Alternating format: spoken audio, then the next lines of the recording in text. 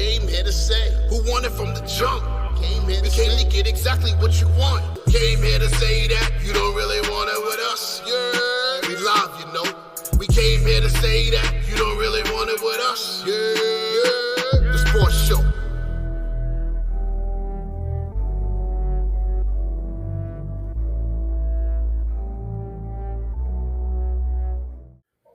Oh man, seeing that my audio is fixed. We have the voice of the generation at the bottom left, Pete Rosado. What's up, everybody? Currently mobile, charging the phone in the car, hence why I can't be on camera because the positioning would not work. I apologize. We have, I don't even know what your nickname gonna be no more since you don't got no hair. So. Oh, I thought y'all liked me not having hair. Nah, it's fine. I just don't have no nickname for you. Yo, my son saw me the first time without hair. He was blown. Like he was like, "Oh my god!" Yeah. Almost didn't recognize him.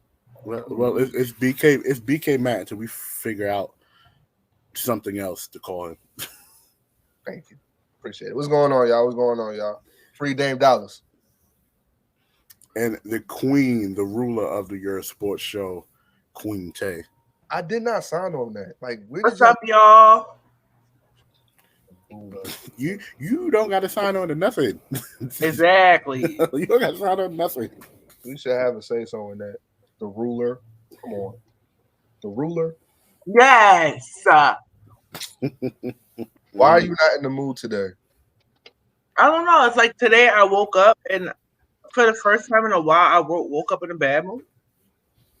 You woke up choosing violence today, or just woke up in a bad mood? Yeah, I don't know what the hell it is, man. Today, I don't know.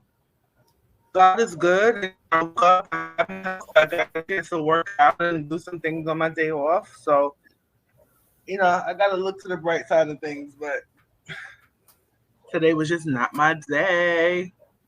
I know the fella. You're right. We have a moment. We have our moments. Yeah, we all do. People don't really know, but I suffer from anxiety. So I have my moments where my anxiety gets the best of me. And today is one of those days. I feel you. We all got our personal demons we got to fight.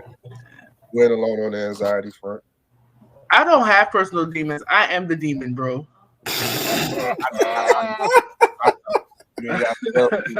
Oh, that's getting clipped. For sure. No, we know. They called a priest to be like, show up like you called about a possession. No, we said nothing about a possession. It just is.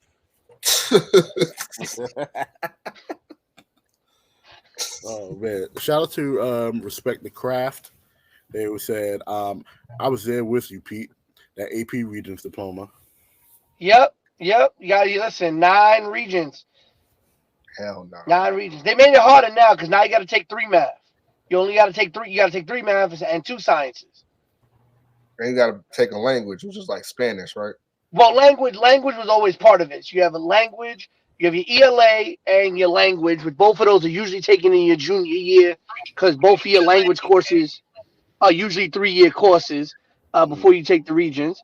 Then you have 3 math, which now is Algebra 1, Algebra 2, and Geometry. You got Global History and U.S. History. And then you got you got to take 2 of 3 sciences. So you can either take living environment, earth science, chemistry, or physics. But a lot of schools have actually stopped offering either physics or chemistry, one of the 2. I think physics. Definitely got physics. I know the school I work at, we don't have a chemistry teacher, so we don't offer chemistry. Which is I just find that really weird. I'm just like, what? You wanna know what I found weird? First of all, shout out to Carlos and Angel that got me through Spanish class, right? How come Spanish people don't know how to pass Spanish classes? It's not that we don't know how to pass Spanish classes. Different one. Huh? Yeah. It's a different Spanish. Especially like the New Yorican Spanish dialect is completely different from what you would consider. What they teach you is Spanish from Spain. Yeah, Castilian Spanish. Yeah. And if they put you, so Matt, if they put you in a regular Spanish class as a Spanish speaker, usually you can pass it. Like Tavia said, though, the difference is the Castilian Spanish versus the Spanish you taught natively. But what usually happens is if you're a native Spanish speaker, they'll usually put you in advanced placement Spanish or honors Spanish. So you end up taking either the Regents your freshman year, or you go right into AP Spanish. The problem with that is a lot of young Spanish kids do not know how to read or write the language. There's always one of those two that are deficient. So, like for me, I could read Spanish, and I can. I was an anomaly. I could read Spanish, and I could understand it, and I could write it. Like if you were talking to me, I could write Spanish. I couldn't speak Spanish as well because I didn't have the vocabulary knowledge. I was raised on English, which a lot of Puerto Ricans, especially those who come to the mainland very early on, are usually raised on English. A lot of Spanish cultures usually maintain their Spanish a lot better than Puerto Ricans do for the most part. So their children know how to speak Spanish and understand Spanish. Most of the times it's the reading or the writing. And most of the time it's really the writing in Spanish that screws a lot of them up. Yeah, it's the writing. Because when you have to do the AP exam, or remember the Regents exam, you have to actually write a full-on essay in Spanish. And the AP exam is even worse. You do a lot of writing in Spanish. And that's what throws a lot of kids off. Yeah, see, I personally wanted to take French. You said what? I wanted to take French. You should have. I took French. Fuck that. My school offers Italian and Japanese. Where the fuck do you go to school at? Italian and Yeah, so the school that I work at is located in kind of like lower Washington Heights, upper Harlem, because the boundaries seem to change all the time now. So a large portion of our student population is Latino, and so their thought process was let's offer programs so that our students can actually be trilingual. So they figured most students were coming in with either a Spanish background and some English, or English with some Spanish. So if they offered two languages that weren't typical, it would be good. So they ended up offering Italian and Japanese to our high school students, which actually Japanese is really dope because, you know, this is a very large anime generation. This is true. Like, this is I true. still remember back in the day trying to watch Dragon Ball on a Japanese dub. I watched some damn anime last night with my daughter, and it had to be one of the dumbest shit I've ever seen in my life. What did she make you watch? Something called the Demon Slayer. Oh, my girl loves Demon Slayer. Demon Slayer is really good. Demon Slayer is really good. Yeah, all right. Not for me. My girl likes One Piece, but I don't understand it. I understand all of it, but I was sitting there like, they had the family got, and then he was like sleeping really close to some old man, and then all his family was dead when he came back, and this the guy, he do everything for the village, and I'm like, why they had to do him like that? Like, Dre, this is why you're gonna be the favorite uncle, because you're into shit like that. Like, you're really into shit like that. I'm always the favorite aunt because I just take them shopping and do all the fun shit. I'm not gonna sit there and watch some damn anime with these damn kids. Take them. You are leaning on my damn head. You yelling at my niece like that. She just want to spend time with I told her to relax before she go poof. I said this before the show. She don't listen. So, you know, we can't say for this episode. Fucking crazy. Yeah, we can't say for this episode, y'all. But if you want to take people shopping, take your fucking nieces. Got me spending $400 more. My girl is into this One Piece. He's got like a 1,000. He's still talking about Demon Slayer. No, he said One Piece. No, my girl's into One Piece. That's like 1,000 something episodes. And Why you sound so something. You sound farther and farther away. Would you lean your car seat back? No, I didn't. I just connected the car to the phone. You got comfortable? You just like, all right. Fuck that, yo. Like this. This shit work. Shit. All right, y'all. Let's get into sports. We talking about anime for 15 minutes. We probably yeah, but I just, you know what, I'm just one of them people. Like, I know all the nerdy guys will be like, "Oh, she's just your average black girl who doesn't want to watch anime and all that shit like that." But like, I really tried, and I did try. I tried. I didn't even have. They're gonna be like, "Oh, she's just a nerdy guy. She only likes the bad guys, and she won't give the black nerds a chance." Stuff like that. So you know how y'all do. Hey, stop explaining yourself. Fuck that shit. You wasn't in. It's not your cup of tea. I was sitting there like, listen, I get the smoke. Nah, because there really do be guys online that be like. typical. She's so typical. She don't. They don't like She nerds. doesn't They go for understand the She doesn't like nerd culture. Just Listen, I tried. if it was living single, she'll watch that. Right. I get the smoke all the time. Yeah, and then there was this other one called Vampire Night that I tried that my daughter was watching. And it was called Vampire Night, and then I find out that there's some incestuous shit going on. She's gonna marry her fucking brother and have kids with her brother. Like, what type of bullshit are they teaching these kids or these adults or whoever the hell be watching this shit? Now, Sailor Moon, a very popular. Sailor Moon is my favorite anime of all time. Like, but that Sailor Moon is very problematic too. I only watched the first. To be honest with you, I only watched the first season, and I remember I was 12 years old, and Sailor Moon used to come on in the middle of the night, like 4 o'clock in the morning, and we used to get up to watch Sailor Moon. And I remember there was an episode where Tuxedo Mask died, and I was in shambles. And he came back as the Arabian Prince the next season, and I was like, you know what? This is some dumb shit that I'm watching right now. I ain't gonna hold you. I didn't know. Yo, I never understood the obsession behind Tuxedo Mask. He was the most basic of Tuxedo Mask was a pedophile. Tuxedo Mask that too. Pedophile. Y'all like. But listen, Tavia, don't even feel bad. Don't even feel bad because I get the smoke. I get the smoke because apparently. Are you serious? You didn't know that? Hold on, Pete. Tuxedo Mask was all in college, and Sailor Moon was in her first year, barely her first year of high school. Oh, you see? There she goes. She thinks she's talking nerd culture. She doesn't know what the fuck she's talking about. That's why she deserves to get her heart broken by these hood guys because, she doesn't try to relate to the regular guys out here who just like nerd culture. That's why we only date white girls. Hey, you gotta relax. Pete, go ahead. Ain't nothing wrong with just dating white girls, but I'm just saying, you don't gotta disparage me.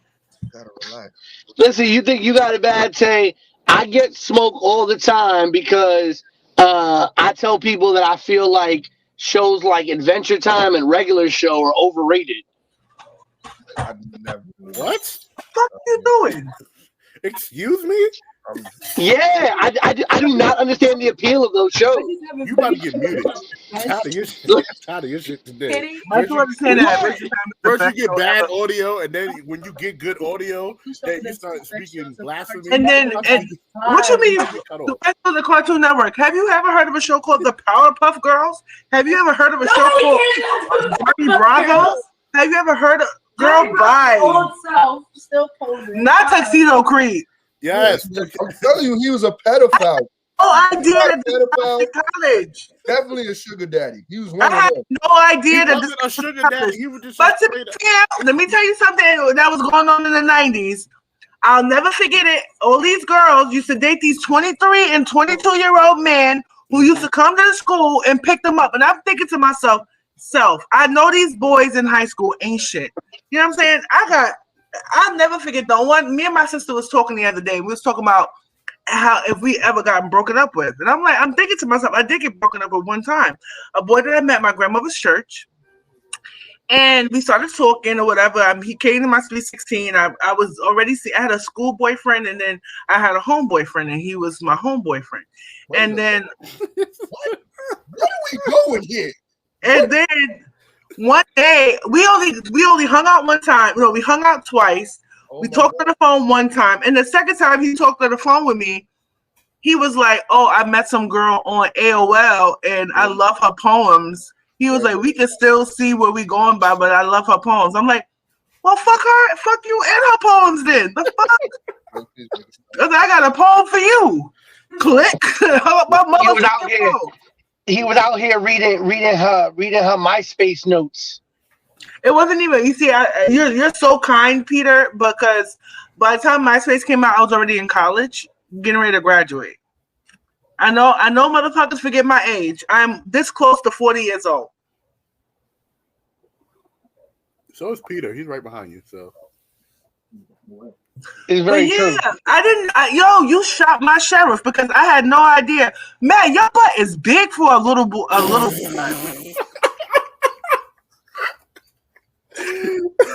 And a fat butt. God damn, shorty. I feel like I'm in an AOL chat right now. You packing that bag. That bag is. Oh shit! Jeez, your sweatpants rolls up in the back. God damn, rolls up. God damn. I be thinking, huh? You be switching it all. I love it. Yeah, boo. Do your thing. Renaissance era. I just want to talk sports.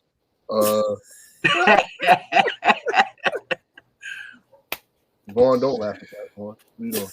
It was funny. Oh man, that made your butt look big. Yeah, it was a apple bottom. The apple bottom sweats. That's the nickname right there. Matt Apple Bottom Jeans Miller. That's Wilkins. Don't do that. Wilkins is the one that he's getting all the attention. You see what's going on with him. Like, I think the GOAT Cartoon Network show could be either Captain Planet.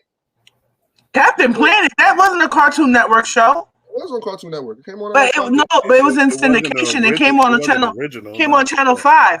It used to be Captain Planet, then X-Men, then wrestling, then American Gladiators Saturday mornings.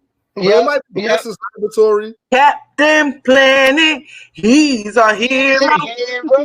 Gonna take pollution down to zero. Gonna help him put asunder bad guys they like to loot and blunder. I'll never forget. It brings me up. I fell for the Captain Planet shit, and then outside these crackheads was fighting, and then I decided I was going to help one of them pick all his clothes.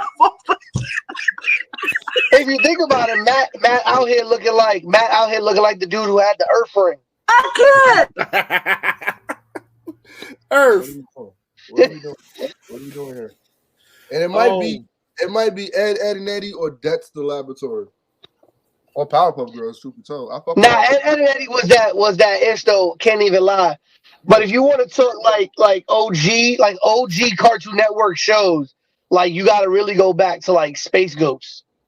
I hate that fucking show. I don't know why people like that shit so much.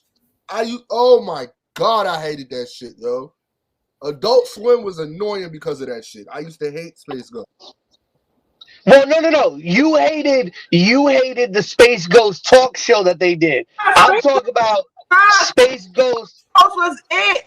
It was it. I'm talking about Space Ghost, the original actual cartoon that Space Ghost came from, right? You had Space Ghost. You had Johnny Quest. What's he talking about? I fuck with Johnny Quest. Haji was my nigga. Haji was that dude. Haji was my nigga. That's the most loyalist black dude. Sim Salabim. Yep. He was always reliable. That's a real nigga, bro. Yo. I can't believe we are 30 minutes in. Because don't nobody care about Victor Wembanyama. Because don't nobody care about Victor Wembanyama. We care about whether or not, people remember people remember Cow and Chicken and Two Stupid Dogs. Yo, I love Two Stupid Dogs. Yeah. Cow and Chicken was that shit. Two Stupid Dogs. Cow and Chicken was that shit. I ain't gonna hold you. Cow and Chicken was Two Stupid Dogs, Two Stupid Dogs. Johnny Quest. I remember Zim Zalabin. I had you know what? People are so racist. I had one Indian friend. He was Chinese. he pledged fraternity, and his nickname was Haji because he was. Yo, his line name is Haji. That's messed up. Oh, his line name was Haji because and then he used to say Zim Zalabin. Oh my god. Yo, well, time out. Racist. Y'all remember I Am Weasel? Yes. I hated that shit. I Am Weasel and I Are Baboon. Oh my god. But Haji was the most loyalist nigga I've ever seen on Cartoon Network, yo. He had no couth. None. My man was always available.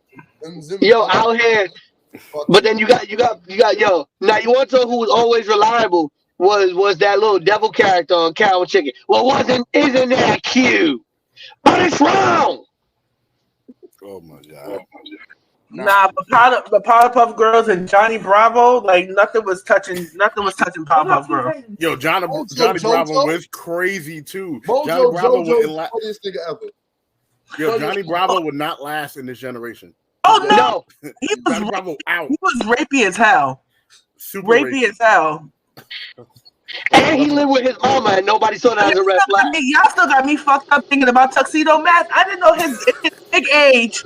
He was hanging out with these young fucking teenage girls. Right, trying to save the world and save what's her name? And save Sailor Moon. No, because what I was saying before about Captain Planet, when I was younger, because of Captain Planet, I was on this kick about saving the planet. Like I said, there was two crackheads fighting outside and one bust the other bag in the middle of the street. So my 6-year-old self was like, I'm going to save the planet. This is littering. And then I picked up all the crackheads, homeless guys, dirty clothes, and my mother busted my ass. Now, you know who was a womanizer? What? Who? Don't nobody talk about the inappropriate relationship that was happening in the man's office at Powerpuff Girl. Yeah, I mean, Jesus Christ. The shit that we watched as a kid, and then we had fucking, R. Kelly, you know how I feel about that bitch. And then he talking about how he's fighting for his life in jail. Motherfucker, keep fighting for my life. Keep fighting, bitch. And it ain't, listen, I know it ain't Cartoon Network, but you want to talk about inappropriate shows. Bitch. We were out here watching Rocco's Modern Life. My man was eating lunch at the Chokey Chicken. Oh. No, Ren and Stimpy was crazy. Yeah, Ren and Stimpy was nuts. No, because of all the sexual innuendos that we were consuming as kids. You know that, and you know what's funny? You know what's really interesting? The dude who created Rocco's Modern Life not doing that. Also wrote SpongeBob. About that. Not doing Yo, let me tell you something. There's no cartoon on this earth that I hate more than SpongeBob fucking SquarePants. That's the dumbest cartoons I've ever seen in my life. Sometimes I fall asleep with Nick at Night on because it has like this marathon of Friends. And then when I wake up in the morning and SpongeBob's in the laugh, I'm homicidal all fucking day. Yo, man. But can we talk about, you want to talk about goats though? Nick at Night has always been the goat channel to watch late at night and fall asleep. I'm tired of George Lopez just popping up on my screen, brother. George Lopez was funny as hell though. I'm not gonna lie. George Lopez was funny. And all them little old, like, that's how we, these kids don't know about, like, the Brady Bunch, the fucking Partridge Family. Like, all those cornerstone shows that we watched as kids. Like, MASH. But not even that. I was watching Laverne and Shirley. Laverne and Shirley, Three's Company.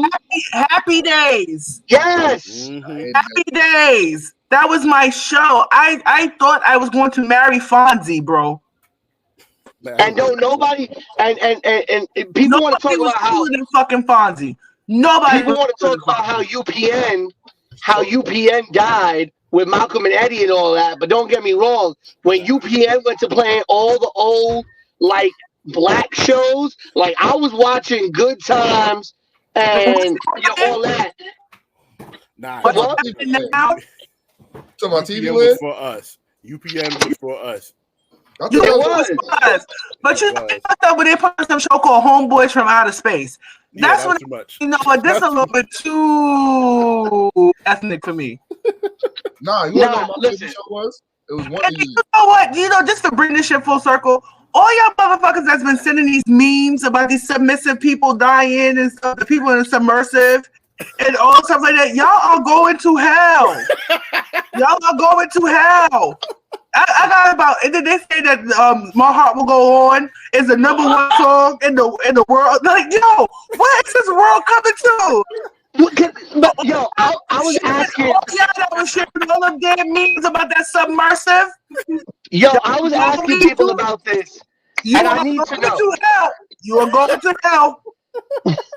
I need to know this though, and I think y'all are three. My heart will go on. Y'all gonna do that? How y'all gonna make that song #1 in the country? You know why? Because y'all's going to hell. I received about 11 fucking memes and videos, TikToks about this submersive all week. This world is.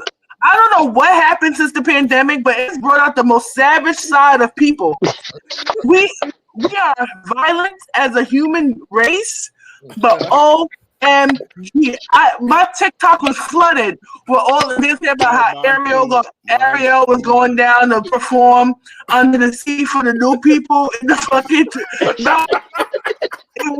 The people from Black Panther, the Black Panther went and attacked their submersive, like, and how they was like, oh, Jack found out that Rose was able to fit him on the board. Like, yo, when I tell you y'all going to hell, like. But I have a legit question. The only person I feel bad for on that little ship was the kid that did not want to go on the ship in the first place. That part. But here's my question. This is a tragedy. It's a tragedy for him. But I also want to understand something, and maybe y'all three can help me on this. What in the hell? What in the hell is our continued obsession with a ship that has been sunk for 112 damn years on the bottom of the ocean? The bottom of the ocean. Why are we still obsessed about the Titanic? That's not our thing. This is not our thing. This is them thing. That is them thing. Like, and did y'all know that the CEO of the company who was in the submersive, that whatever, the CEO of the company was married to a woman who is a direct descendant of two people who died on the Titanic. Her great grandparents were two people who died on the Titanic. I just want to tell a story. Well, listen, maybe Victor Wembanyama and his 9'7" wingspan could have saved the submersive. It took everything in me to not start the show with a submarine. I had like 6 ready. I'm just like, if I play them back to back, that's all it's gonna be. Hell, but you walked into hell. That's what you walked into. Nothing but hell. We went from talking about Ren and Stimpy to Captain Planet, Haji being that nigga, and now the poor kid that died in the submersive. I don't know what the fuck is going on. But you know, make it make sense. Found out Tay is pimping niggas in these streets. I didn't even know it. I couldn't believe it my damn self. What? She had an at-church boyfriend, an at-home boyfriend, and a school boyfriend. I didn't even know. You know what? Let me tell you something. I don't know if I ever told y'all this story, but you know when I knew that man wasn't shit? I was 10. I was 11 years old. And this boy on my block liked me. And I'm like, yo, but don't you go out with Regina? And he was like, nah, she go out with me. But I'm her boyfriend, but she's not my girlfriend. And I sat there, he had me fucked up at 11 years old. I really sat there and I was like, you know what? Men ain't shit. He's fucking 10. How you gonna put him in there? How you think at 10, 11 years old? I was 11, so that means he was 12 because I was a year younger than everybody else. Oh my God. That was How you come to that conclusion at 11 years old that he was like, no, she go out with me, but I don't go out with her. You could be my girlfriend. I was like, you know what he's telling you? You getting all of his attention. She just craving for it. That man had game. He had it. He had it.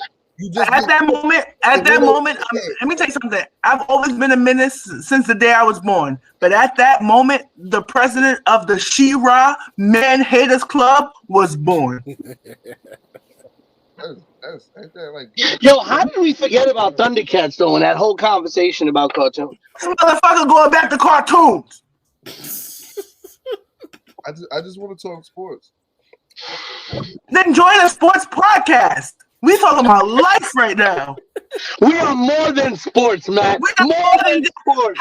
Exactly. Hashtag bigger than More than sports. We out here talking about submersives. We gotta talk about the stuff that's really happening in this world. Like, if anybody want to know where my villain origin story came from when it came to relationships, it happened at that exact moment. I'll never forget. He gave you bars. He gave you bars. Guess what? Let me tell you something. And when I was in high school, I'm like, you know what? I'm gonna have a school boyfriend and a home boyfriend. I wasn't having sex with them, so it didn't even matter. So what? A little kiss and hug and whatever. He was giving them the cookies. And I went to high school mad forward. He was giving them his Buttersburg. I know that's what you're doing. A what? A butt grab? Yep. He was getting them Only the home boyfriend got a butt grab. The other boys just got kissed. So who was getting the grandma cookies? Is what I want to know. I was a late bloomer. I didn't start. Probably my parents. I didn't start like doing the upside down dirty tango until I was already grown. Upside down dirty tango. What the fuck? How did we get here? How do we? And let me tell you something. Unfortunately, jokes on me. I married the first car that I drove. The first time I got into a car and drove, I'm like, that's it. That's the car I was gonna marry. Thinking it was 2008 motherfucking Mercedes, and it was a 1988 fucking Chrysler LeBaron. Jokes on me. This Yerrr Sports Show has definitely turned Julius Randle and RJ Barrett and is only strictly going left. This is bad. I don't even know what to do with myself right now. Yeah. Matt, I heard something today. Matt. It made me think about you. Because I heard something about Julius Randle. And it really made me think about the conversations that we've had. And somebody said this. They said, Julius Randle, yes, he averages 25 and 10. And the only players that are averaging 25 and 10 in the NBA right now, Giannis, Joker, Embiid, Julius Randle, and like one or two other, Anthony Davis went healthy, and like one other player. So when you think about that league of players, like you start to think, like, how can Julius Randle be a bum when he's one of only maybe like 7 or 8 players in the entire NBA that's averaging 25 and 10 like that? But then somebody said this. But then somebody said this. They said the problem is that 25 and 10 goes further for the Knicks than it does for anybody else. And they said this. They said, why is it that when we start hearing about teams calling the Knicks, right? If 25 and 10 was so valuable, he's one of only 8 guys in the league that are doing it right now. Why is it every time teams are calling the Knicks about trades, they always mention Quickly, they always mention Grimes, they always mention Toppin, they always mention the young guys. Ain't no team calling and kicking the tires on Julius Randle. If it was anybody else averaging the type of statistics that Julius Randle is averaging, you would have heard about teams being interested. And it made me sit there and think like, oh shit, that's true. Like, you don't hear teams like, hey, yo, New York, What's good on Julius Randle? Because nobody wants him. Or his contract. I don't think. How do you not grasp that? I'm lost. No, it's not. But it's not about grasping that. But I think because the reason why I thought about you and our conversations about Julius Randle is because yes, it proves your point of what you've been saying. But it also goes to the point that I made on our last episode where I said the problem with everybody saying we have to get rid of Julius Randle is nobody wants Julius Randle, so we can't get rid of him. Because if we try to get rid of him, we are going to get fleeced on value. And at this point, I'd rather take the 25 and 10. But that's why. The 25 and 10 that he can give us versus trading him for a bag of basketballs. No. Yeah, I'm still stuck on Tay and the crackheads. I can't get over it. I got my ass bust because I came up here smelling like this. I mean, I'm just saying, bro. Like, I get what you're saying, but Tay knocked it on the head last week. Well, not last week, a couple weeks ago, when she said, "Julie, the stats can say 25 and 10, but it could be a bad 25 and 10, where it's just you stat padded, or it could be 25 and 10 that actually means something." Okay, else. Pete, I don't know what the fuck you're doing in your background, but when you're not talking, you should put your little ass on mute, baby. I was drinking some water. I'm sorry. Yeah, you in the summer. Drinking some fucking I'm not even gonna say it. I'm trying to change my life. I'm not even gonna say what I'm gonna say. I'm like, this nigga in this immersive. Yo, that's crazy, bro. I know what you're gonna say. That's exactly what I thought too. I'm trying to get right with that. I can't. I am proud of myself. This process had been happening for 1 week, and I didn't share not one meme, not one IG story, nothing. So you know what? You know, relax. Hashtag growth. Yeah, I didn't. I had like Is that a big bottle of Coca-Cola? You got to be proud of me. Nah. Oh, okay. Just making sure. Think about this. What if I would have made I Gotta Relax video about this immersive? Because I had one in the chamber. I was really. I would have had to dissociate myself with this fucking podcast. We can't keep going too far. What? Yeah. we can only go but so far. We can only go but so far. We can only go but one. Oh my God! Please tell me y'all saw that video. The what? The Paul Pierce video where he talking about getting the $40 special. Mm-mm. Yeah, when he was on live with KG during the finals, he was talking about there's a site where you can order girlfriend from. That's where I got her from. That's where I got her from the site. The KG's over here trying that feels right. I'm like, oh, relax. You're telling me for the $40 special, you gotta relax. You wilding in these streets. I mean, like, yeah, look, this her page. And KG, he is so uncomfortable. He's like, yo, like,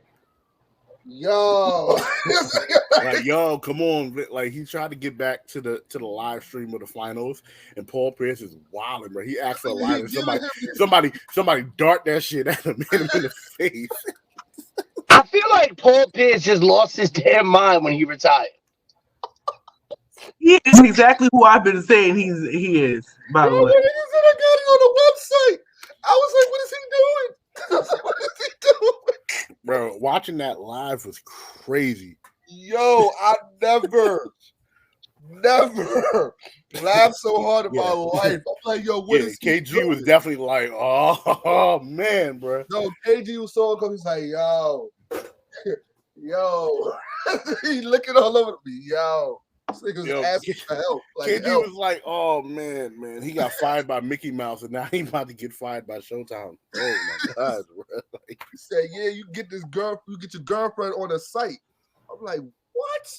Right, KG over there with his wife probably looking at the stream like, okay. Like, oh yeah, you get that. Oh yeah. And then Paul Pierce did a whole apology again for like the second time. I'm just like, bro, you and John Morant the same. I just keep making apologies that don't mean nothing, bro. Like, well, so yeah, he got his suspensions. Y'all are y'all happy with it, or y'all disappointed? 25 games is nothing. It's soft. Can I just say what really upset me about the whole thing was the reports that came out saying that him and his team feel like the NBA is targeting him. Yo. And that shows me that he is not taking accountability for his behaviors. And Matt made a point last week about it not being illegal. Being illegal and being a violation to your career is two different things, right? And I feel like for the fact that he didn't learn from the first time, and I give him a big pass all the time because I say that he's a young kid, he's 22 and this and the third, but that shows me that the people that he has in his corner do not give a rat's ass about his ability to keep his career. Wow. You could be a gifted athlete, but if your head is not on straight, it means nothing. It means nothing. It means nothing. And 25 games, yo, that's nothing. That's nothing. Nothing. I mean, it's a little bit more. It's a little bit around a third of the season. Granted, it's going to be without pay, so he is going to lose money on that. Probably going to lose some endorsements if he hasn't already. So, it does hit him in the pockets. It does hit him on his money. I do agree that it should have been longer. I honestly was expecting half the season or the whole season.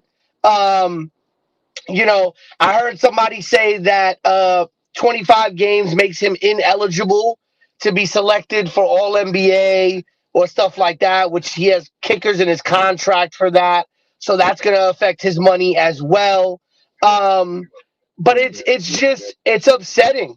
It really is, because as you said, Tay, it shows that he's not taking accountability for this. And listen, this is what conduct detrimental to the league. At the end of the day, you can do dumb shit that may not be illegal. But at the end of the day, you represent the NBA. As an NBA player, you represent the NBA. It's like all those times where people come out and say, especially when white people and all these Karens get into trouble and they're like, don't you know who I am? Please tell me who you are, because you act like a whole fool. And when your company finds out that you are utilizing them to try to gain leverage and you are misrepresenting their public relations, you're going to get fired because they don't want to be associated with that. And at the end of the day, the NBA does not want to be associated with this kind of behavior. We can sit here all day and talk about how overboard David Stern was in his characterization of the black populace of the NBA as thugs, but the idea behind it of trying to make the league more buttoned up, trying to make the league more corporate, trying to make the league more attractive to sponsors and larger scale things. All of that was was the right idea. The way David Stern went about it was a little bit fucked up and a little bit on the heavy-handed side. But at the end of the day, the NBA does not want to be associated with this kind of tomfoolery. You really slept on that word there, tomfoolery. Yeah, he was holding on that one. He was ready. I was in the chamber. I was definitely in the chamber. 25 games is, I don't think it's enough, but I think he does have terms and conditions on what he has to do, like Kyrie Irving had to do getting back to the court. I see a lot of people comparing the incidents too, between Kyrie Irving's suspension and Nike dropping him and Nike not dropping Ja Morant. What do y'all think about that? About Nike keeping Ja and not dropping him, but dropping Kyrie? It's bullshit. Thank you. I didn't do the same shit for Kyrie. Stan's 100% right, by the way. In that last comment, he plays Silver like a fiddle. Stan said, I would give him half a season off, just off the strengths, because he played Silver like a fiddle, which he did. which you did. But I said this a while ago. I didn't say it on the last episode, but you saw me animated about it. But I said this when the whole apology thing came in, and you know, people are like, "Oh, he's a kid." I don't care at this point because you made an apology, and then I think someone said this to me. I think Keith said this to me inside the chat on the Facebook page. At 23, with your apologies, did you mean every apology? Maybe not, but I also didn't have a team full of people behind me pushing me to do bullshit either. Try to answer that question. I don't think so. Yeah, like I just don't. The whole apology and then I'm going into rehab. Nah, that's what did it for all of us was the rehab. That's what did it for me. I was like, yeah, I'm done. I'm out of here. Right. pack him up. They went in for 2 hours, got some cookies and some coffee. It was like, all right, I'll holler. I ain't never seen. Listen, I ain't never seen the gun on Instagram anonymous at my rehab. Not never. Mm-hmm. And you know, it's a toy gun. They would have been getting him out of Memphis. But like Tay said this the best. It's basically outrageous that his team, and then not just his team, but the players union is saying that, oh, this is too much. He already apologized. My man did this twice. Gilbert Arena flash a gun in a locker room. There was no cameras on that. Now you know what's funny though? Players Union didn't defend Ron Artest like this. Players Union didn't defend Jermaine O'Neal like this. Players Union didn't defend other people like this. But they're gonna come out. They're gonna defend John Morant because they see him as a face of the league who's screwing himself over. And yeah, Keith made that dumbass comment about when you was 23. You know, would you make that? I think it's dumb because the thing is, at the end of the day, was the expectation there for us at 23? No, it was not. When I was 23, I was married and pregnant. Nobody didn't care. Stan says, Perk said, get him out of there. Might be because he knows something. He knows the team is enabling. But you know what? It's his environment. I think no matter what team he goes to, if he don't change his mindset, it's going to be the same thing. Mm-hmm. Probably right. It's 3 times he's been on some bullshit with a gun. It's either you trying to be hard or you trying to stay into some shit that you're not built for, or you actually are built like this. Who knows? But it's stupid. You fucking up your bag. That's dumb as shit. And even his mom, and even if I know my son is a basketball phenom and he got millions of dollars to lose, his career, his reputation, I'm not calling him to an altercation at a fucking store where, you know, to be honest with you, I just call his bodyguard. Yeah. I'm not calling nobody. Your son is rich. Fuck all that shit. What the fuck are you doing? It makes sense. Earl said, the issue is the second offense. Wasn't as clear as cut as the first. If it was done in reverse, there would be no issue. What's up, fam? Yeah, he said something else earlier. I don't know if I want to post that to get you in trouble, but I ain't going to. I think I did. Post it.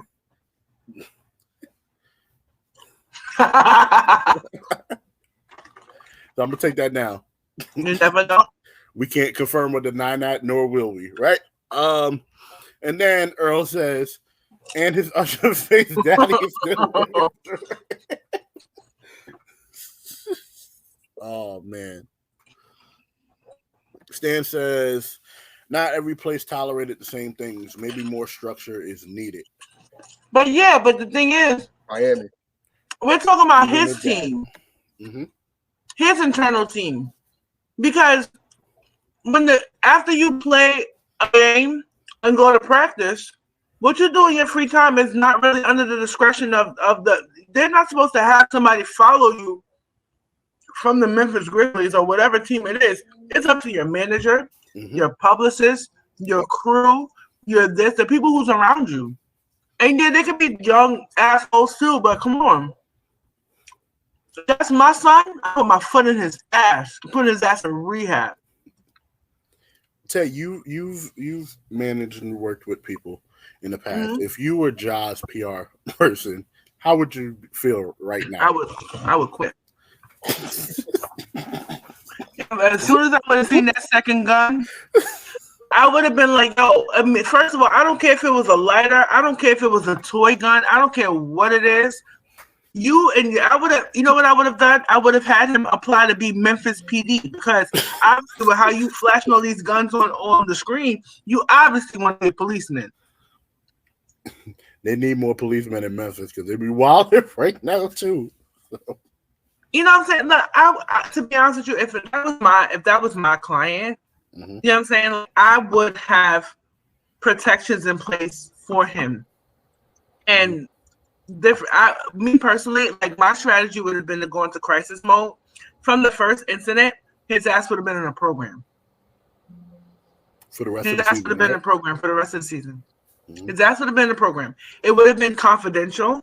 I would have made sure that his confidentiality would have been protected. I would have made sure that his endorsements and everything was protected. We would have handled that inside. The first thing I would have done was get on the phone, call the league, call the team, make it a concerted effort to make sure that they knew that this is somebody who's having a problem, who has a problem. This is not just a regular asshole, that he's somebody, he's young, he knows what it is. And I would have had him in some type of training to know how to deal with social media. And I would have had him to have bodyguards around to protect his image. And to be honest with you, like, this is horrible. The people who are around him is enabling him. And I don't want to be that type of person to go straight at the team, because this is bigger than a team. This is a kid who is obviously, like I said before, he is dealing with a lot of pain. His behavior is showing it. And Tay said it as well, his parents are not helping. No. At all. At all. Like, and that to me is the larger problem, right? Like, that to me is the larger problem. Like, you don't even have the structure from your parents for them to step in. And they are essentially putting you in more situations and making it worse for you. And as Tay said, you have this team that obviously is around you that isn't giving you advice, or if they are giving you the advice, you're not listening to it and you're listening to other people who are giving you the wrong advice. The whole Ja Morant thing was just, it didn't make no type of sense to me, and how it was handled made zero sense to me, which is why I reacted how I did. But at the end of the day, yes, he is a young man, but at the end of the day, you represent a signal, you represent an identity, you represent the logo of the NBA. And the same thing with these NFL players that just be doing shit just to do shit. It's the same thing for them. Same thing with any sport. Like, you represent the logo of said sport, and you have to abide by their rules. Now, someone said bringing Marcus Smart in as a veteran is going to help. Marcus Smart is just as rowdy as Ja Morant, but he's not going to. But he's not. He kind of knows how to chill. That's not the veteran. Like, yeah, listen, but that's not. You're right. When Michael Jordan came into the league, he had guys like Bill Cartwright. He had older guys on those teams that were able to lead him. Okay, you had those old timers on the team that say, "Hey, young man, come over here, ride with me, run with me, do this, do that." We want to talk about, when we talk about the older generations of the NBA, you always had the old time veteran that was on the team that could help lead the younger guys. And this also goes to a function of the NBA now, where we're talking about 18, 19, 20, 21-year-old kids who are being tasked with leading the team. I'm sorry. I'm sorry. There are only a few people in the history of the NBA, in the history of any sport, that can be that young and also be that mature to lead a team. And before everybody sits on me and wants to say, oh, but LeBron this in Cleveland. LeBron's first coach was Paul Silas, one of the most respected coaches and veterans in the NBA. Right? So it wasn't all on LeBron. Yeah, on the court, it was on LeBron, but you had guys like Zydrunas Ilgauskas, and you had a coach like Paul Silas who could help steer the ship, help lead the young man. And that's a larger issue. Like, we got 20-year-olds who are being handed the keys to a multi-billion-dollar franchise and being told, you're the guy. You make the decisions. We revolve around you. And I'm sorry, that's going to mess with the maturity level and the ability for these young men to mature in the way they need to mature. Because I'm sorry, you are not going to be the 21-year-old that's going to be making the decisions about the direction of my multi-billion-dollar franchise. You're not. The problem is, Stan kind of said it. Nobody wants to listen to older guys. Yep.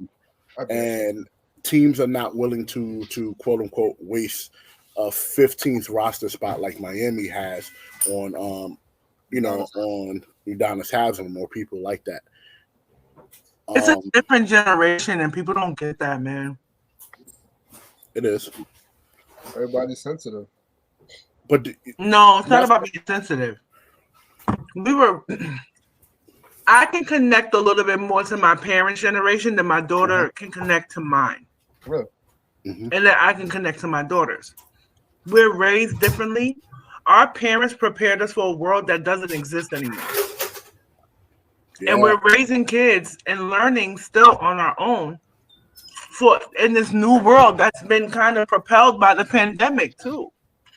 Yep. You get what I'm saying? But what I mean by sensitive is constructive criticism is now considered hating. Yeah, but to be honest with you, a lot of these guys too, when you think about it, a lot of these guys really didn't do the college basketball career. That's where you kind of learn your maturity. So they come out of the league maybe 1 year out of high school, 2 years out of high school, 20 years old, hundreds of millions of dollars. Yeah. And we're putting a lot of responsibility on the shoulder. Like I would say, we're putting a lot of responsibility on the shoulder of kids who have been primed for this their whole lives and haven't been primed for any fucking thing else. So that's a problem to me. I think it speaks to our culture in the instance. These younger generations don't have respect at all. And they don't feel heard or seen. And they feel disrespected by the older people. Yeah. You know what I'm saying? And the thing is now, LeBron's considered a big homie in the league. He's only 39, 38. Yep. I mean. Yeah. And there's a young man that I went to college with. When I went to Syracuse, we recruited a young big man out of Brazil named Fab Melo. And you know Fab Melo is. And Fab was recruited by Syracuse, brought to Syracuse on a scholarship, and Fab Melo was also dropped out of his scholarship and dropped off the team in his sophomore season, which is why Fab Melo declared for the NBA early. Because Fab Melo failed all of his classes and didn't do any work, and Fab Melo would openly walk around campus and say, I am not here to do work. I am here only to play basketball. Mm-hmm. That's it. Like, he was well known to say that to people. When people asked him, oh, Fab, how are your classes going? Oh, Fab, this. I am not here for that. I'm here only to play basketball.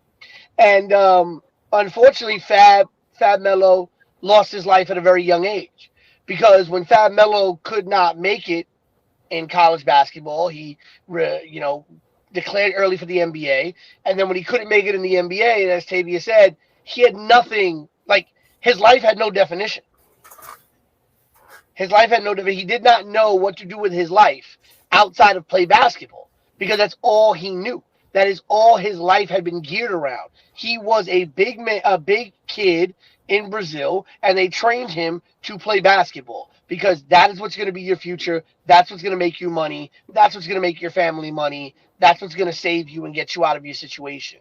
And we've seen that through generations of people when it came to basketball and football. But as Tavia said, you get a lot of these young kids that's all they're taught. And unfortunately, when you have a young man like Fab Melo who's not with us anymore, and a lot of the reasoning behind that was, and people have given interviews about it later on, years after he passed, where he had told people he didn't know what he was going to do in life because he did not know how to do anything but play basketball. I don't know how many people ever saw. I think it was very early on in the 30 for 30 days. It may have been before officially at 30 for 30, but there was a special on ESPN about David Wesley. You know, where he talked about going back to college, and he went back to his alma mater, and he was like, the level of depression that he felt walking around campus, the same campus where he used to be the man, the guy. And now he's walking around campus after X amount of years in the NBA, and he's just a guy. He's just a person on campus. And he talked about how that led to a very high level of depression in him because he no longer knew how to define himself without being a star.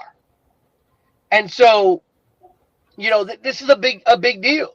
You know, Shaq has talked about it. A lot of older players have talked about it, especially when it comes to money around with the NBA and our young players, about not understanding what it is to come into that kind of money and how to, you know, keep their money going for the rest of their lives after their career is over.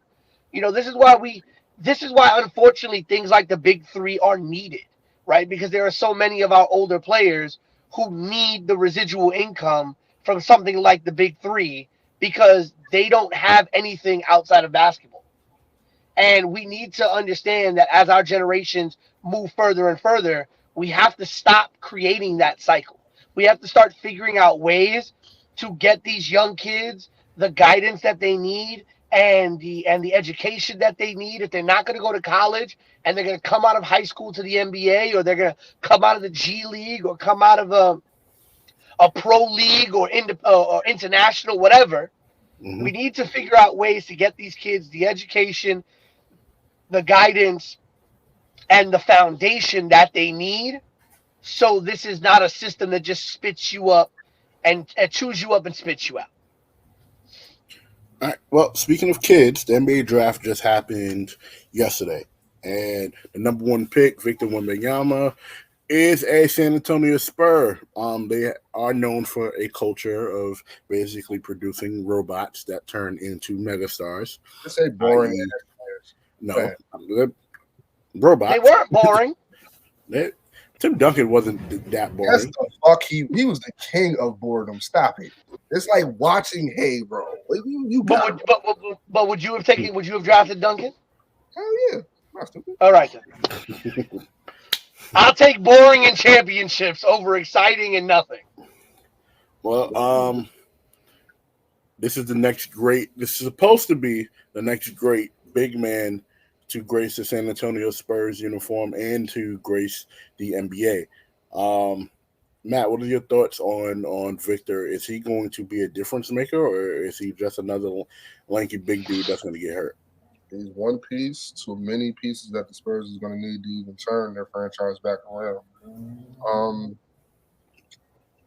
I haven't seen much of him, like him playing. I've seen highlights, but you can't really go off highlights. I just know that he's 7'5" or some shit of another, and 7'4", whatever. He's 7'5". 7'5", whatever. Can dribble, but that doesn't mean nothing in NBA play. There's harsher defenders in the NBA that can stop that and put a muzzle on that, and he can dunk. He got a shot. Again, I don't know how that's going to translate in NBA play, but again, time will tell. I'm more interested in the Scoot Henderson pickup than anything. So I'm just again, I can't say too much on Victor because I haven't seen him play. So I'm intrigued to see how he's going to pan out. But I tell you, I probably watched like 2 or 3 San Antonio games this season. Queen, from what you've heard about Victor, do you think this is going to? Her face lit up. Why do you like this? from what you heard about this young man, what do you think? Is he going to be great in this league, or is just the hype is too much? Only time will tell. I mean, at the end of the day, he's young, he's huge, he's lanky, he's doofy, so we'll see how it goes.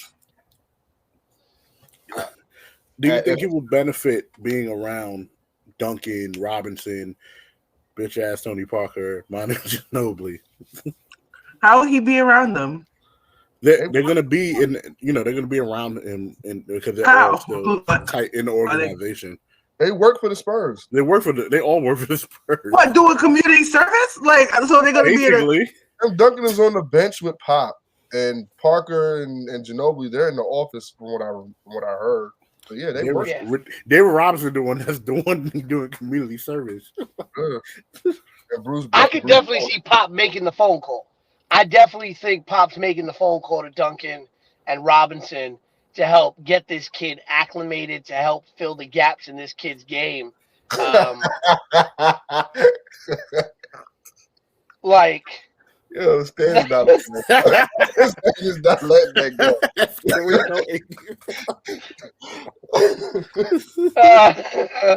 But no, I think, listen, 7'4", the last two guys we saw come into the NBA that were that height or taller, either were injury prone or were very dominant, but then eventually went down to injury. And the two most recent guys that I'm talking about of that size is Yao Ming and Manute Bol, and Sean Bradley, I believe, was after Manute Bol. But really you're looking at a lot of injury prone guys.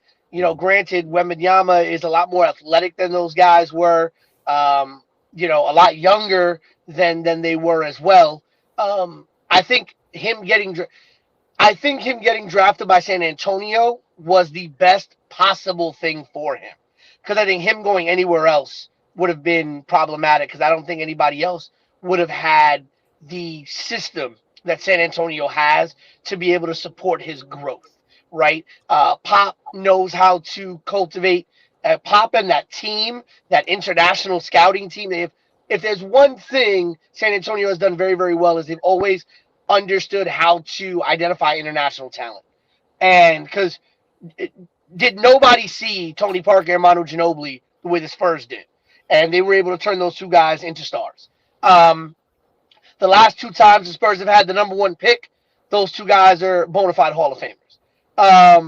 So at the end of the day, I think the Spurs were good for Wembanyama and the best possible outcome for him. I don't know if all the hype is going to come to fruition, but I do think, barring injury, I think this kid can be really, really good. And I think being around, as you said, Dre, Robinson and Duncan is going to be the biggest influence on this young man's career from a basketball standpoint. Is he going to be the face of the league? I got something more interesting to talk about. So he is right. You guys are right. Only time will tell. I'm going to read you guys a post, and I want to see if you guys have any advice to give this person. I'm 38. Boyfriend is sexy and 22. He swears he's single, but I've been put into a baby mama fight club. Spent the night at my apartment, and several women put Apple AirTags on my car.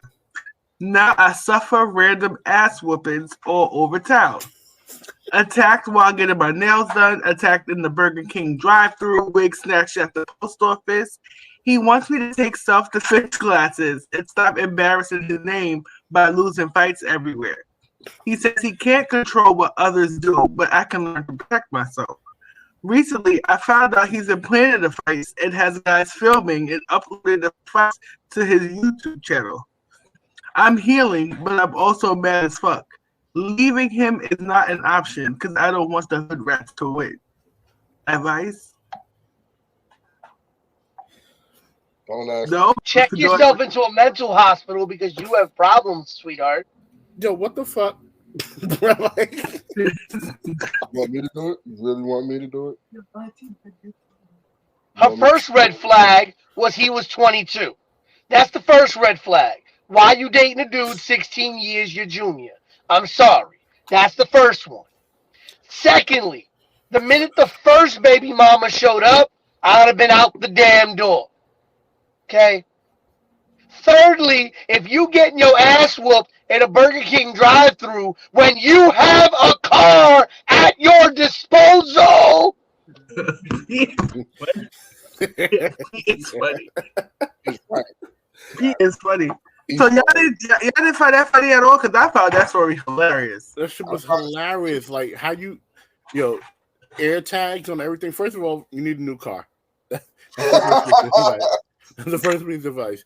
If you get air tagged up, first of all, what you need to do is take them air tags off and be smart and put them shits on other people's cars, right? Let them suffer the ass whoopings that you've been getting. Second, You getting your ass beat though. Like you haven't. what kind of hoopty you driving that you can't run over a ratchet baby mama? I don't know. Maybe they Listen, once upon a time, being an unwilling participant in the Baby Mama Olympics.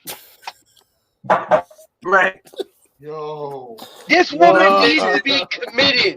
She needs to be committed to a 96-hour psychiatric hold. Because she said leaving him isn't an option. And relentless. Oh God. I was an unwilling participant in the Baby Mama Olympics once upon a time. unwilling participant in the baby. Yeah, that's so beneath me. You got a gold medal for it? Because I know. Clearly, she got a gold medal. I got a gold medal, Golden Globes. The Golden Globes. No, that I got hands. That's one thing I got. I got hands and feet. Yeah, no, the good boxing school. Let me tell you something. And This woman couldn't do it with a car. Tell him, sis. The extensions are tight. Can't get through the reach. And they all be shaped like boogers, but that's another story. Did no one teach this lady, this 38-year-old woman over here? Did no one teach her the Vaseline trick? How do you know about the Vaseline trick? He's from the fucking Bronx. Good point. They created the damn Vaseline trick. You're right. I gotta realize. My mother used the Vaseline trick when she got into fights when she was That's young. right. Time out. Both sides. Clipping. Technical foul. Your mother used the Vaseline. That's what you just said. You didn't just say that. My mother was a tomboy and a hood rat and got into fights and won every single one of them. And she was the one who told me, if you ever get into a fight, put Vaseline on your neck, you put Vaseline on your wrist, don't nobody grab you. Nobody is like worried about Pete's childhood on this show. Is it just me? I'm just No. I'm worried too because of the other things that we spoke about. Look, no, the hood parents raised the nerdiest kids, bro. No, but he got raped. Like, how we forget that? He got raped. You're not here to trauma shame Pete, okay? Next, Damian Lillard. What you gonna say? I mean, if it's any consolation, I picked her out. Oh my god! Now you sound like Paul Pierce, $40. Yeah, you definitely sound like Paul Pierce, bro. Please stop. Oh my! I know that Matt loves Damian Lillard so much. That's Matt's favorite basketball player right there, Damian Lillard. It's not Steph Curry. I'm surprised Matt didn't show up on today's show with a brand new Chris Paul Warriors jersey. Oh, it's coming soon. It's coming soon like a Kevin Hart movie. It's coming soon. It is. I'm telling you. Chris Paul gonna be so problematic for y'all. Matt, how many wish titles? I had Jordan Poole back. Gotta ruin shit. Jordan Poole was a cancer. He had to go. How many titles you think they winning? Well, I don't know. Captain Falcon, Draymond Green, they punch him in the mouth. Yo, how we never replayed that video on this show is problematic to me. Yo, does nothing tell you? If this trade tells you nothing, it tells you just how much pull Draymond Green has on the Golden State Warriors that Isn't they essentially ended up trading Jordan Poole at the end of this all. He was against it too. You said what? He wants to leave the team. No, I felt like that was a Steph Curry move. Nah, I feel like that was a money move, bro. They have this. They just gave that nigga his money last year. No, right, which is there will be severely over the tax next season if they kept Jordan Poole. So Jordan Poole had to be dealt for somebody on an expiring contract. It made sense. Yeah, but money-wise. Poole's gonna give you more from a production standpoint than because Poole can still be a starter, and when Thompson and Curry, God forbid, one of them gets injured again, Poole can step in. I don't think you're expecting 50, 60, 70 games out of Chris Paul. I expected Jordan Poole to play better in the playoffs, but that's where my argument is going to go with Chris Paul too, where I'm going to probably agree with you. The fact that Chris Paul be hurt all the damn time every time the damn playoffs start. So basically, you have a free roster spot that you're paying $30 million for. All you got to do is just sit on the bench and watch Jesus go to work. That's all you got to do. Get holy and sanctified. Get caught in the spirit of light-skinned Jesus. That's all Chris Paul needs to do. It's a good spot for him. He needs some healing. After the career he had, he needs some healing. And it's a good thing they put him with light-skinned Jesus. That's all. Who's the start? Not counting Steph Curry. Who's the starting point guard on that team right now? Steph Curry. No, not counting Steph. Like, for example, backup. Who? Yeah, Chris Paul. That's his backup.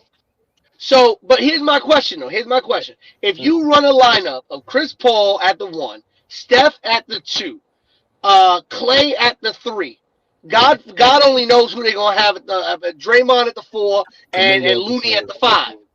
Kaminga, Draymond at the 4 and then Looney at the 5. Yeah. So who's your backup point guard when Curry and Paul both got to sit? Draymond Green. What are you talking about? You talking about point guard?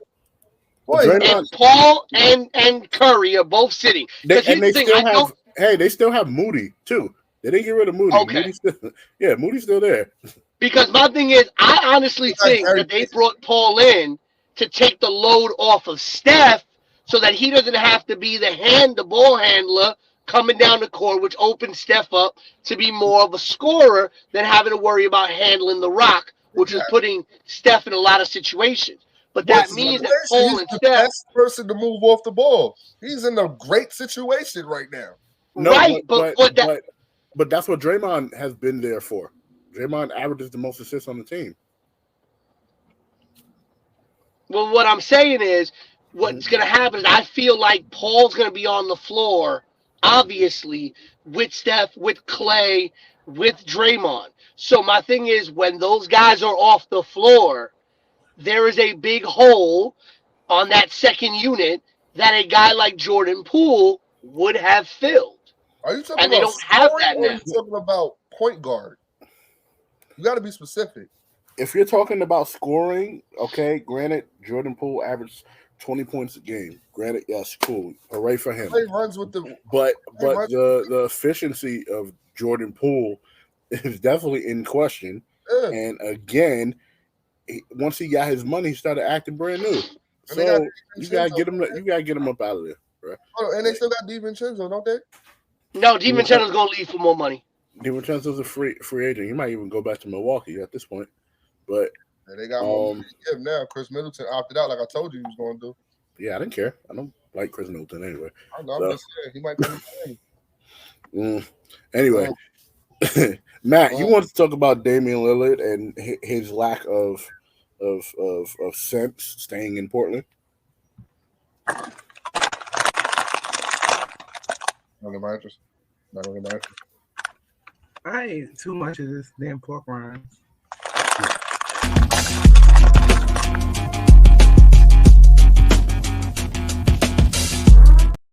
Jeez. I'm gonna get back to you with the pork rind shit because that I had a comment for that one. I'm gonna let that one slide for right now.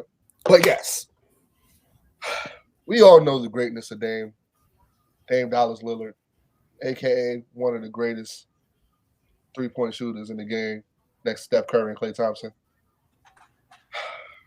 I'm sorry I even have to do this. I don't even want to do this right now. But you actually do this. I know. But I felt like I can't be biased. Tay gets on me all the time and says I pick and choose who I got to get on. And right now, Damian Lillard needs to fucking smoke. And I hate it has to happen. But you got to stop being loyal to motherfuckers. It's just some people you just can't be loyal to. And Portland ain't it. I'm sorry, it ain't it. There's nothing moving in Portland right now. You can't even get me to start a lineup in Portland right now. Go ahead, name it, Dre. Can you name them?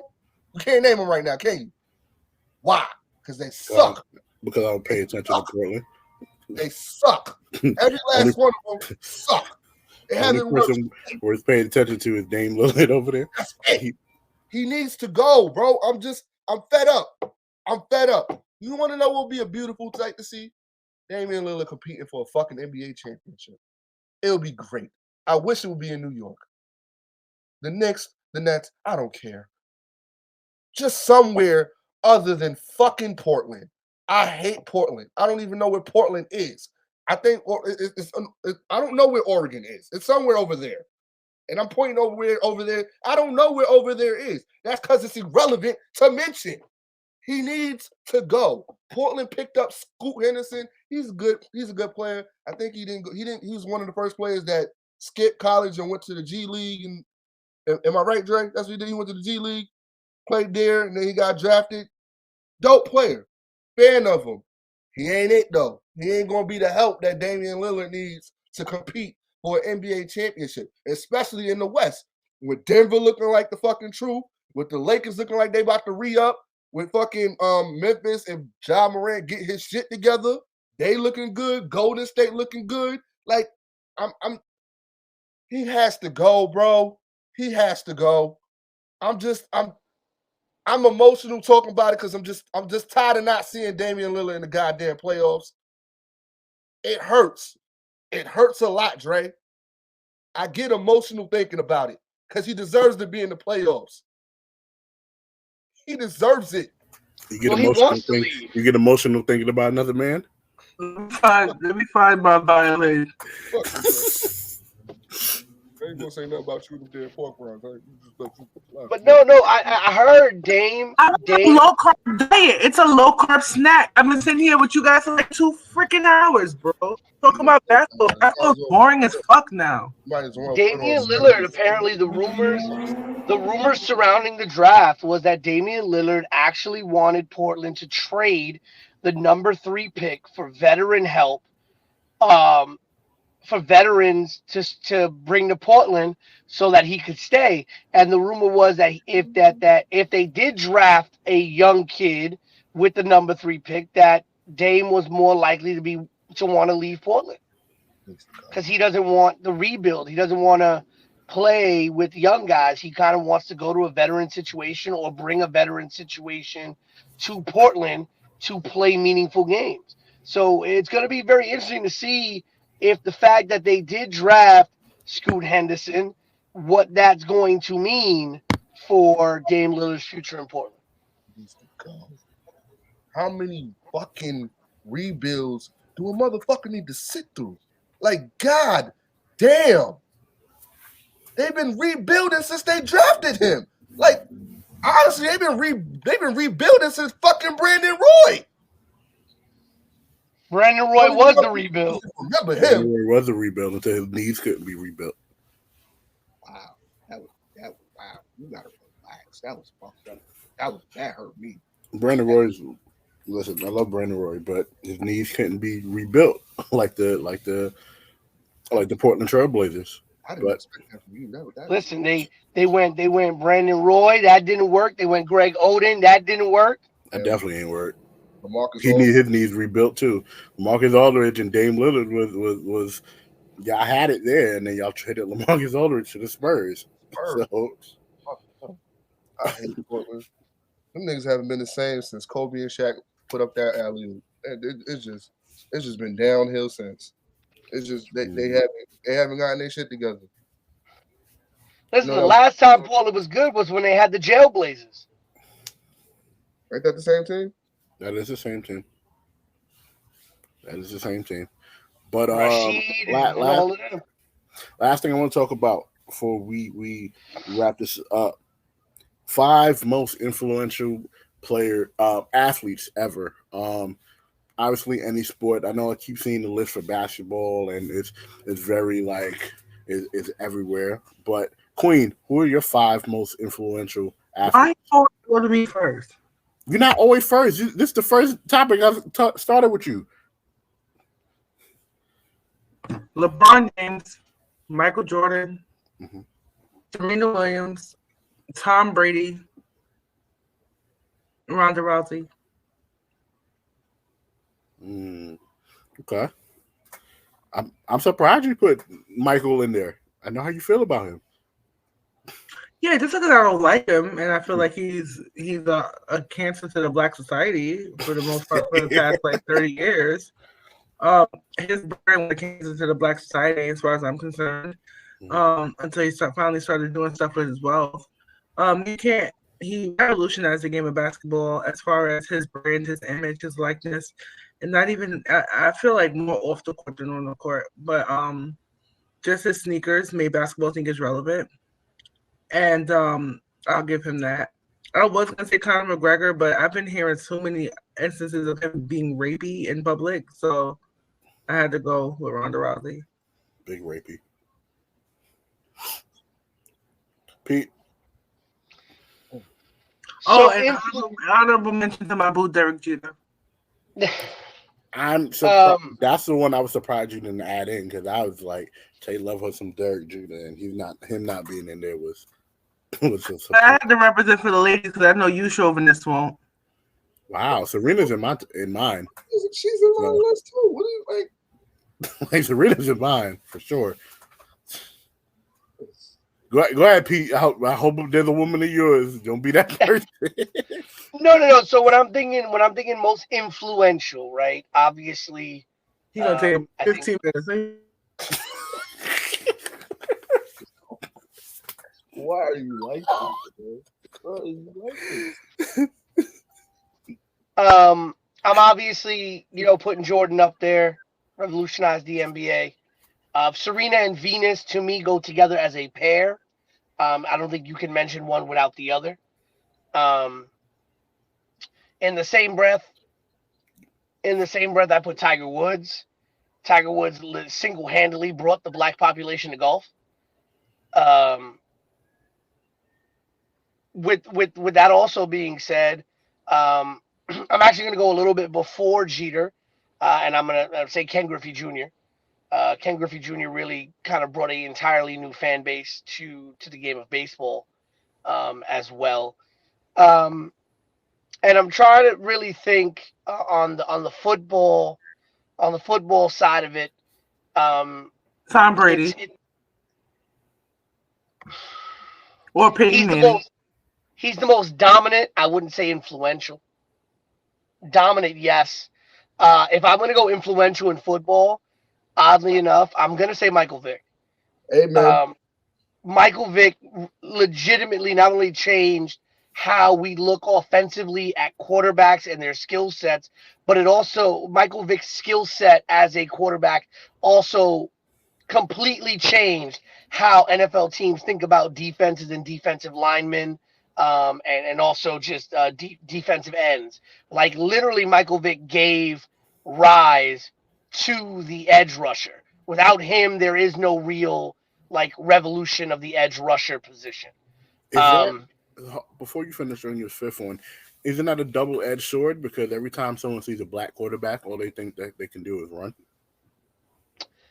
Unfortunately, yes, but I also think it just revolutionized how quarterbacks played the game, right? Because yes, we had the West Coast offense, we had the running gun offense well before Michael Vick, right?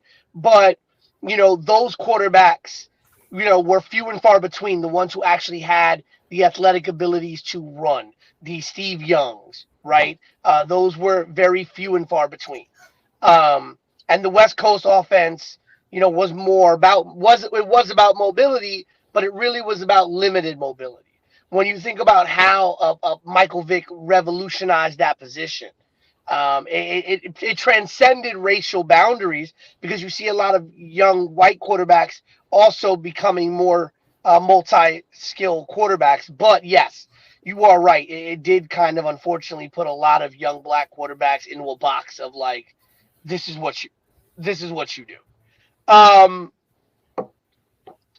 And yeah, I think Jordan, Venus and Serena, Tiger Woods, Ken Griffey Jr., and Michael Vick. Okay. Matt, What's up? who's your 5 most influential athletes?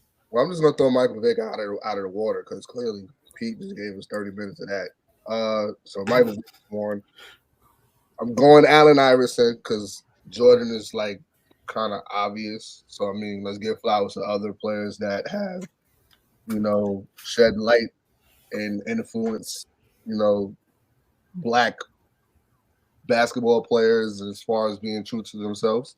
So I'm putting Allen Iverson in there. Venus Williams, it goes without saying.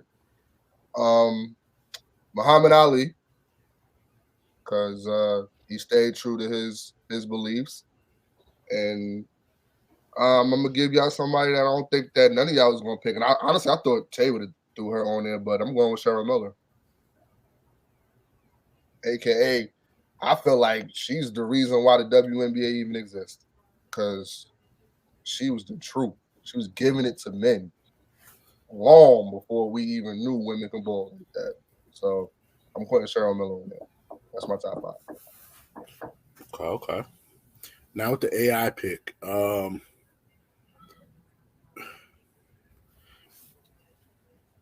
did he influence basketball as on the floor, or his influence was more off the floor? Both. Because I feel like his influence is more off the court than it was on the court. You gotta look at it from my perspective. I'm short like he was playing in the big man's world. Shorter than he was. Go ahead. Shut up, Frank. He's short and you know what? I gotta take this. You and Nate Robinson about the same height. What? You and Nate are about the same height, but again, I feel like AI's impact was more off the court than it was on the court. Like you said, it was more on the court because of the smaller guards. Yeah, because smaller guards. He made it like well known that you don't have to be 6'6" to be a scorer, and take it on guys that were like Shaq's height, or taking it to Jordan. He went up on Jordan. And he revolutionized the game. The crossover dribble became really huge under him, and you kind of saw more of a lean towards like the street ball mentality, not mentality, but the street ball style of play, not mentality, because that's not what it was. But you saw more of a nod to the type of basketball we grew up playing. Mm-hmm. Street ball. That's what I was looking for. That's exactly what I was looking for. He took what Isaiah Thomas laid the foundation to and took it to another level. You talking about the Boston Celtics, Isaiah Thomas? No. Isaiah Thomas, the Detroit Pistons, Isaiah Thomas. I'm talking about Zeke, the one that was better than John Stockton, but y'all don't want to talk about. That's what you're talking about. AI took what Isaiah Thomas had laid down as a foundation and evolved that. So are you ready to admit that Isaiah Thomas was better than John Stockton? I think they're on equal footing. I mean, Isaiah Thomas do got them 2 chips that he was the head. He does. He was the leading role man in that, the leading star person in that role. Joe Dumars was the lie. Go ahead and lie. All right, go ahead and say some bullshit, Pete. Go ahead. Dumars. Dumars, Mahorn, and White Boy. Lambeer. There we go. I forget. I don't know why I always mix up DeBusschere and Lambeer, even though they're from different eras. You and Lambeer got the same hairstyle. I don't know how you just how you messed that up. But you know, the bad boy Pistons titles, as great as Isaiah was, without having Dumars in that backcourt, and without having, you know, obviously those key cogs like a young Dennis Rodman, things like The that. same I shit don't. with Jordan, without Kerr, without Pippen, 100%. without Cartwright, 100%. without Kukoc, Hold without up, all them. Jordan just would have been another bitch. Hold up, Tay. I think John Stockton make better other than Karl Malone. I'm not talking about Carl Stockton. What's his name? John Stockton. You said Karl. John Stockton. You know, I'm never going to that bitch name. But Nobody like Karl Malone rapey ass. I'm just saying, because like, it's Tuxedo Night Self. I'm just saying. Tuxedo Mask Malone. That's it. Tuxedo Mask. That's it. Tuxedo Mask Malone. y'all should have told that. John Stockton made Without Kerr, without Rodman, without Pippen, without fucking Kukoc, without motherfucking Cartwright, without that other big white dude that he played with, without the other small Luke white dude Longley. he played with, Longley. Luke Longley. BJ We would- Armstrong, Yeah. Ron Harper. No, but I mean, Dumars to Isaiah is what Pippen was to Jordan. Straight up. They got Straight their up. ass Dumars and Isaiah were what Pippen and Jordan were. So we just gonna allow him to just sit here and try to downplay Isaiah Thomas like he's not better than John Stockton. That's what we're doing right now. No, we know that 90% of John Stockton's assists were to Karl Malone. That's it. to Tuxedo Mask. So we know. Nobody can name nobody else he made better. Where the fuck is Vin? Where's Vin? He usually have this shit on like really. Yeah, Vin conspicuous by his absence is definitely not here. But my 5, gonna start with, unfortunately, Michael Jordan.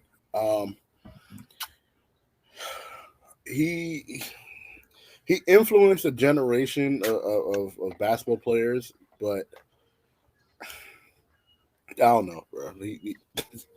I think Michael Jordan gets too much. I think Michael Jordan gets more credit for being 6 for 6 in the finals, rather than the times where he didn't win and he did not make his team better at all. Sound like Scottie Pippen, bro. You gotta relax. Don't do that to me, bro. Oh, you really sound like Scottie Pippen. I mean, he won his 6 with Scottie. You gotta be skating on thin ice, brother. You gotta. And my fat ass will fall through that motherfucker too. So the second is definitely Serena Williams. I will not mention Venus with Serena because Serena Williams took, her base and foundation, and skyrocketed on her own. Venus is a great player in her own right, but nobody's saying, yeah, I want to be like Venus Williams. Most of the women who come up in today's tennis say, yeah, I always wanted to be like Serena Williams. Tom Brady, he made winning. He made you hate winners, and he pretty much changed the way how you see playing with what you have. Tom Brady 7 out of 10. Come on. Shouts to the ones that we took from him though. Shouts to the Giants, the ones we took from them. Shouts to the Jets too for basically giving him rings too. Shouts to them too. Gotta take shots. That's what we do. Okay. Yeah, y'all just be giving it up. It's not about this bitch ass fuck. How they doing Saquon? My next person, I'm gonna say Deion Sanders, right? I'm gonna say prime time. The flash of substance, him like Bo Jackson being able to play 2 sports. Amazing in his own right. And I'm gonna say Bill Russell is the last one for me. Civil rights leader, activist, all of that. He helped usher in the era of what we have now for the NBA. So that is my 5. Fucking I'm about to throw something at this fucking computer. Pete and his history. But shout outs to us. I didn't say Greg Ostertag. You did say Greg Ostertag. Anyway, shouts to us here at the Yerrr Sports Show. We're all doing big things. And that's it. I'm just a single mom who works 2 jobs, who loves the kids and never stops. Okay, Take for Reba. the kids. Okay, Reba. Marky. You're a survivor? Byron Rutland. Oh, man. That's all I'm doing. The biggest thing I did today was get out of bed. I'm a single mom who works 2 jobs, who loves her kid and never stops. Listen, man, I can't. You have to sing the whole song. It's like you. My roots are planted in the past. Oh, my life is changing fast. Who I am is who I wanna be. A single mom who works 2 jobs, who loves her kids and never stops. What's the part? The heart of a fighter. I'm a survivor. Such a good song. Such a good song. He's like one step away from bringing up the white mamba again. You know that, right? This is what he's lobbying to do. You know that, right? Who? That, oh my God, the redhead guy? That's what he's do. That's Scallywag, my man Brian Scalabrine. Yeah, man. My In the man show, Dre. Brian Scalabrine. In the show, Dre. Fucking Brian. How many titles did he win? I hate everybody. One. But for the voice of a generation, Pete Rosado. For Eraserhead, BK Matt. Jeff Harnessat. What the fuck are you For the doing? Queen, the ruler of the Earth Sports Show. Listen, Queen Mark, Tay, it is your boy, Big Baby, signing off. remembers Mark. Who the fuck remembers Greg Mark? Ostertag was a beast.